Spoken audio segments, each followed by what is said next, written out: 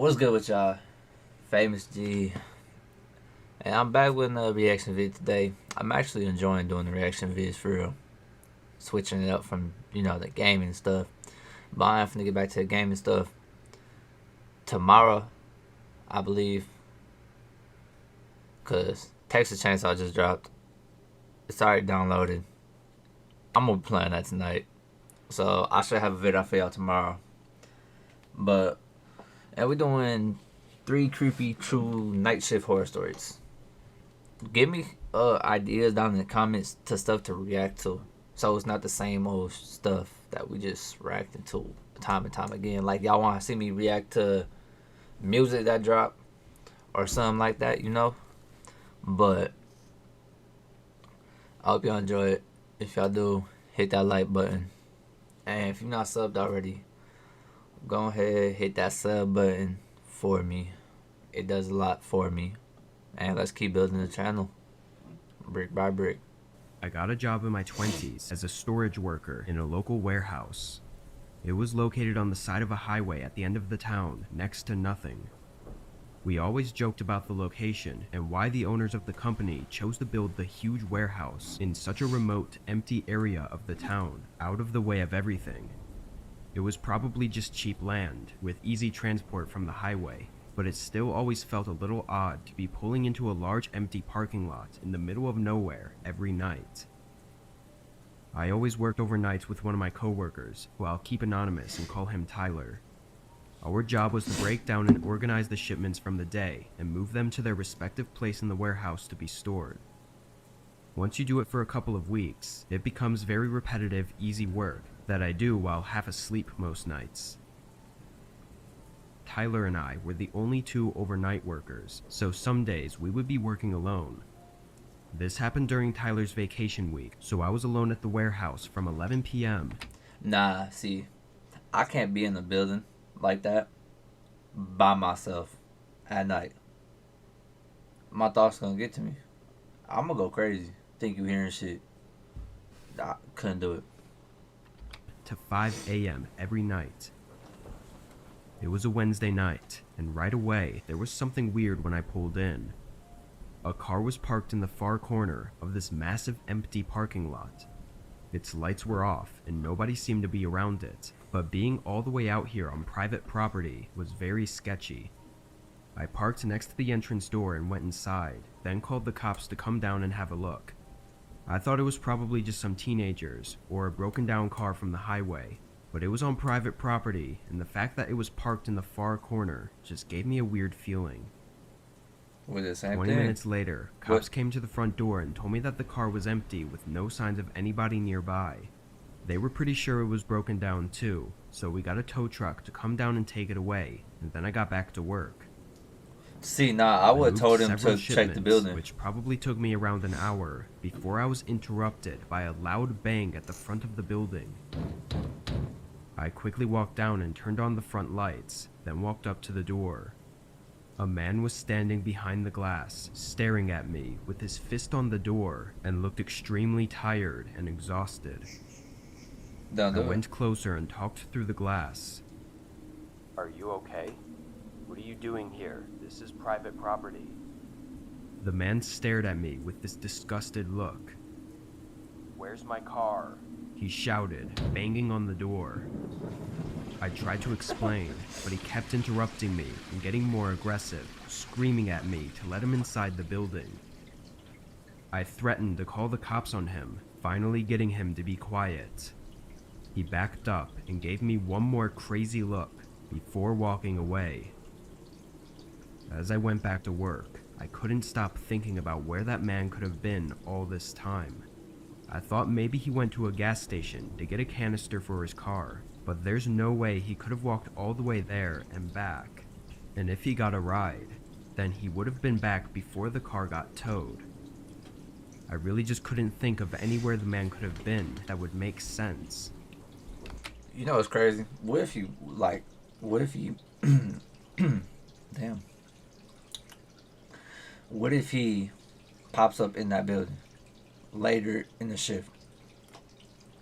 He gonna be in for surprise. I ain't gonna lie. I think it's gonna happen. Only a few minutes into working again, another bang came from the front door.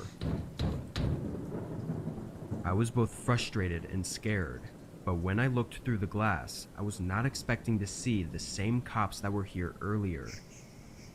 They said they got a call from the tow company about some concerning things on the outside of the trunk that I guess nobody noticed beforehand. They questioned me about everything I saw, and I told them about the man who'd come by looking for his car.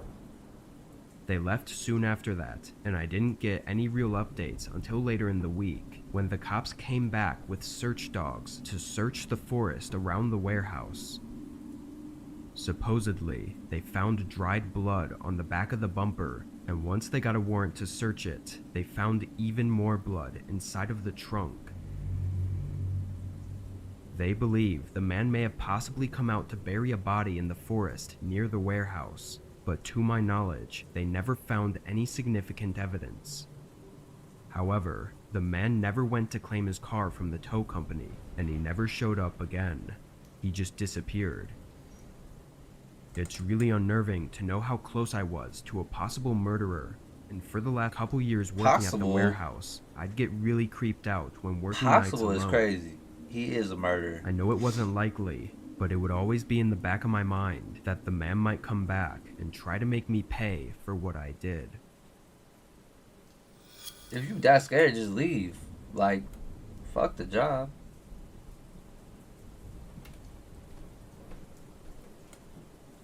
I was doing DoorDash late one night, trying to get some extra money for savings. It wasn't too busy, but I was getting a few orders here and there to make it worth my while. Yeah. A little after 1 a.m., an order came in for a customer 30 minutes away. It was a long drive, but the payout was good enough for me to accept it. I drove to the restaurant, some local Korean place that looked expensive, then started heading to the house. By the end of the route, it started taking me into a pretty bad part of town. I'd been here before with no problems, but as I drove through and looked at all the run-down houses, I started getting uncomfortable. When I got to the address, I parked on the side of the road. It was a very small, old house with a cracked and destroyed driveway. I got out of my car and started walking up to the porch with the bag. Right as I was going to set the bag down, my phone rang. Hello? After getting no response, I hung up and quickly finished the delivery and hurried back to my car. As I turned my car on and buckled up, I heard the front door to the house swing open. I looked over and saw a woman waving her arms in the air and running toward my car, screaming at me to wait. It was so bizarre, I was too frozen to react. She ran up to my window and started banging, asking me to help her. I still had no idea what was going on, but I opened the window a crack and asked what she needed. She said her 3-year-old daughter was inside struggling to breathe and that I needed to help her. The woman started going back up the drive. You see my face? I'm sorry. I wouldn't trust it. Couldn't do it. Hey, I wouldn't go in there. Just because first off, he said it's a bad part of the neighborhood, like the city. Which, I mean, I guess that don't mean shit, but DoorDash late at night. And one, does this woman look like she has a child? 2, do you really trust it? And 3, just why? I don't think I'd do it. I mean, y'all can say I'm a fucked up person then, but way and begged me to come help. Still in a confused state of shock, I got out of my car and started to follow her, but as I did, I noticed her get quiet and less panicky. I started thinking more now that the situation was less chaotic and sudden, and realized how strange this was. Have you called 911 yet? I asked, stopping on the driveway. She turned around, and it was like her tears and panic were gone. She said there was no time, and started to very obviously pretend to panic again. It looked more like a crackhead having a mental breakdown, not a worried mother. I immediately ran back to my car as she continued screaming and even ran back down the driveway to the passenger door and started trying to open it. Your ass better I get turned out the there. car back on and reversed as she tried to run in front of my car to come to my side. Once I was clear, I put it in drive and went around her, and in that second that I passed the house again, I saw a large figure standing in the upstairs window, watching the whole thing.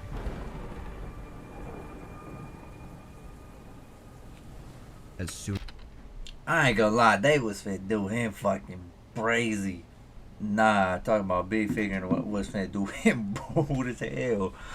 They would got you into some shit, my guy. as I got out of the neighborhood, I dialed 911 and told them the address and situation.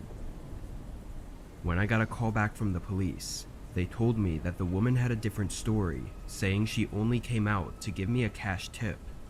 They also noted that she lived alone with no record of having any kids or adults living with her.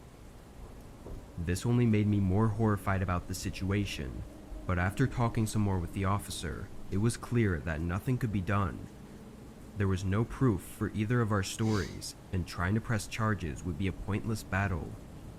On top of this, the officer seemed tired and not in the mood to deal with anything, but I knew he was right about me not being able to do much, so it was all left as that. In my gut, I know that she was trying to get me inside the house for dark reasons, especially knowing that she had no kids. The scariest part of it, after knowing everything, was seeing that person inside the house watching us and knowing that he was eerily waiting for me to enter the home. That was a torture his ass. They was finna do him crazy as hell. Promise you.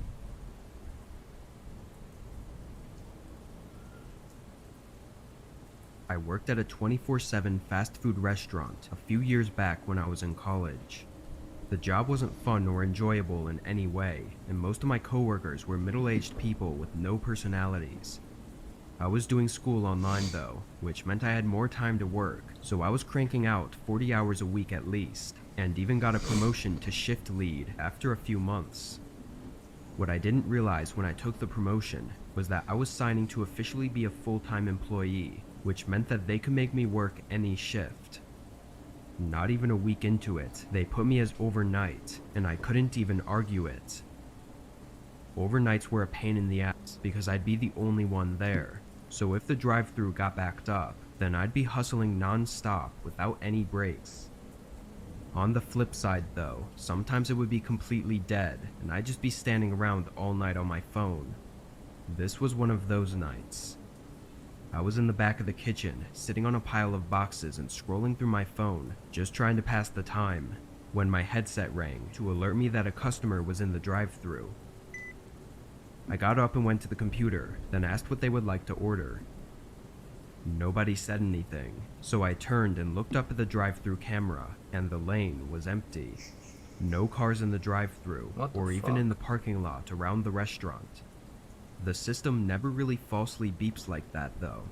There was a slight storm outside, so I figured a raindrop or a flash of light must have tripped the sensor somehow. I stayed by the drive-thru window for a few minutes, and my headset beeped again. This time I quickly looked at the cameras and caught a man walking past the drive-thru lane. He was wearing a thick hoodie and a face covering. Have y'all ever tried to walk through a drive-thru and order? I don't know, cause I ain't gonna lie. What was it? My senior year of high school, I was on the baseball team, and I was one of the two seniors, so we had younger people on the team. And we did this little. We all went to the drive-in one night. We went to McDonald's. It's 1 a.m. So what happens is, two of my teammates decide, you know what? Let's just walk through the drive-thru. They dead ass stood behind the car, let them order, and then when the car pulled off, they went up. And mind you, there's a car behind them, so they tried to order. Obviously, they couldn't order shit. But have y'all tried that? Has that worked or something? But quickly walked out of the camera's view. Where the restaurant was, there wasn't anywhere else he could have parked or walked from unless he was walking on the side of the main road.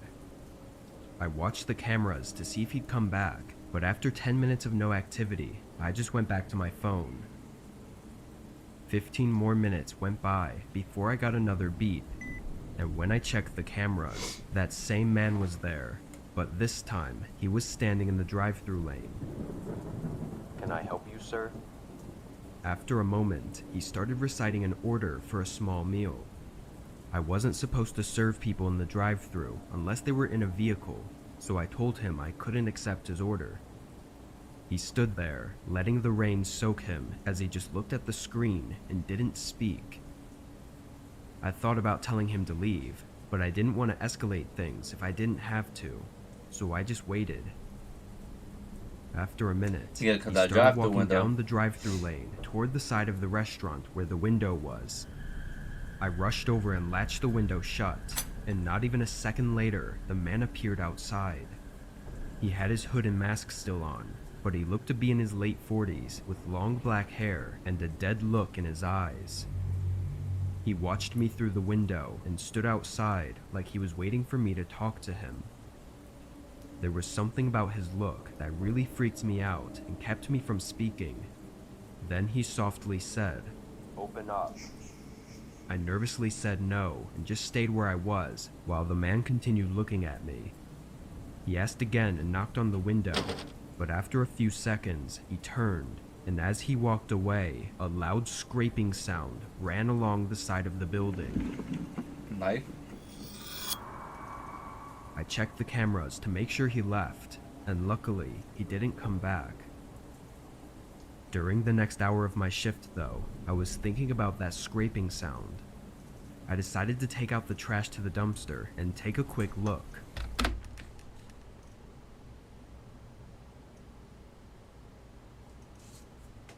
I know he left, but you still finna take the trash out after that? That's dumb as fuck. Personally, I wait until more people get there. No cap. Wait until the light come out. Boom. That's when I'm doing it. You ain't finna catch me taking no damn trash out after some dude just tried to probably rob and kill me. On the side of the wall, under the drive-thru window, was a long scratch, looking like it was made from a knife dragging along the building. I called the police after that, but the man couldn't be identified from the grainy camera footage mixed with the heavy rain and fog. The man never turned up, and I'll never know exactly what he was planning on doing that night, but seeing as he had a Killing knife your ass. ready in his hand, I assumed that Alright. if I had taken his order and opened that window, then that would have been the last thing I would have ever done. So, yeah. Wouldn't have taken the trash out at all. Would never got the car at all for that woman. And damn, what was the first one? Or the first one was I still wouldn't have done it. I don't put myself in those predicaments. That's dumb as hell. So yeah, but I hope y'all enjoyed the video. If y'all do, hit that like button and all that good stuff, you know. Y'all should catch me on Twitch. It's the same, not Twitch. Oh no, I'm on Twitch. Kick. It's the same name as my YouTube. So Los Famous G, capital L, F, and the G. So I'm gonna try and be on there more. So I'm gonna let y'all know when I am. Just tune in. But enjoy the rest of y'all day. Love y'all. Stay smooth.